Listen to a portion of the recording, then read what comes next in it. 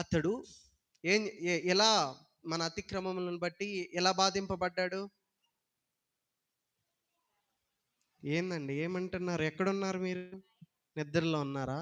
పాడుబండలో ఉన్నారా? మన అతిక్రమములను బట్టి ఆయనే ఎలా బాధపరచబడ్డాడు? గాయపరచబడ్డాడు, నలగొట్టబడ్డాడు, బాధించబడ్డాడు, శిక్ష నొందాడు. ఈ రీతిగా ఉండి కూడా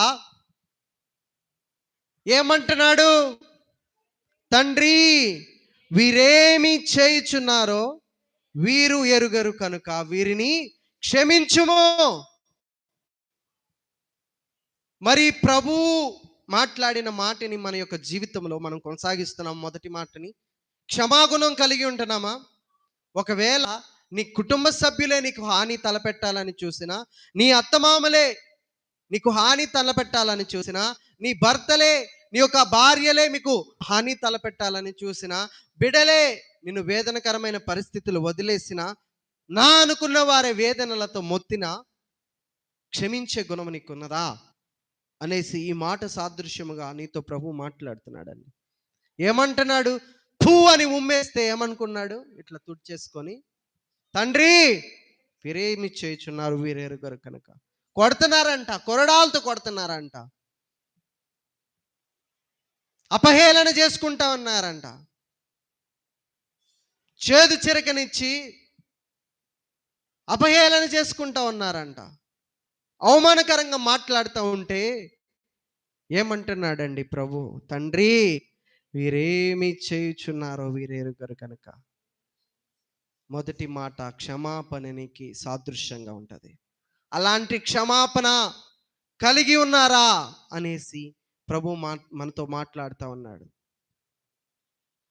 నీవు క్షమించగలిగితే నీవు పరలోక రాజ్యానికి వారసులు అవుతావు, వారసురాలు అవుతావు. నీకు క్షమాగుణము లేకపోతే ఏమంటాడు మత్తయి రాసిన సువార్తలో ప్రభు? నీ సహోదరునికి మీద చదవండి ఆ వాక్యము. మత్తయి రాసిన సువార్త 5వ అధ్యాయంలో ఉంటుంది.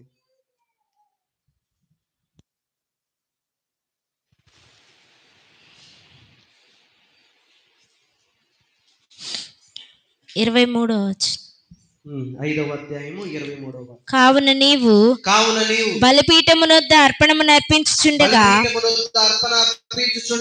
నీ మీద నీ సహోదరునికి విరోధం ఏమైనా కలదని అక్కడ నీకు జ్ఞాపకము వచ్చిన ఎడల అక్కడ బలిపీఠమును ఎదుటని నీ అర్పణము విడిచిపెట్టి మొదట వెళ్ళి నీ సహోదరునితో సమాధానపడుము. దేవునికి స్తోత్రం, హల్లెలూయా. ఇక్కడ మనం అక్కడ గొడవ పెట్టుకొని వస్తాం, ఇంటి దగ్గర ఇక్కడ ప్రార్థన చేస్తాం. దేవుడు అట్లాంటి వారిని గద్దిస్తున్నాడు. వేషధార తనమైన ప్రార్థనని దేవుడు అంగీకరించడు.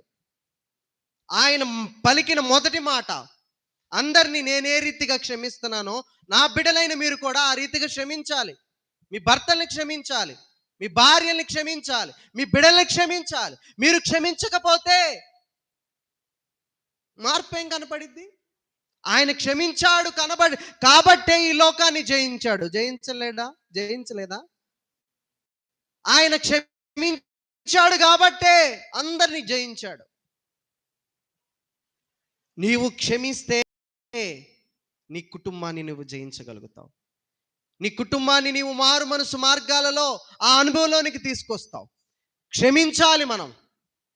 నీ బలిపీఠము నువ్వు అర్పణ అర్పించుచుండగా, అంటే ప్రార్థన ఏదైనా చేస్తా ఉంటే బలిపీఠము ఎదుట చదువమ్మ వాక్యము. కావున నీవు బలిపీఠమునొద్ద అర్పణమును అర్పించుచుండగా నీ మీద నీ సహోదరునికి విరోధం ఏమైనా కలదని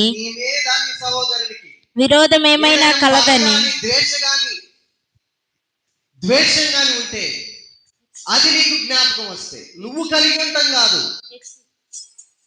అతడు నీ మీద బాధపడితే, ఇదిగో నా భార్య నన్ను ఈ రీతిగా బాధపడుతుందని నీకు అనిపిస్తే నువ్వు వెళ్ళి క్షమించాలి, సమాధాన పడాలి, క్షమించబడాలట.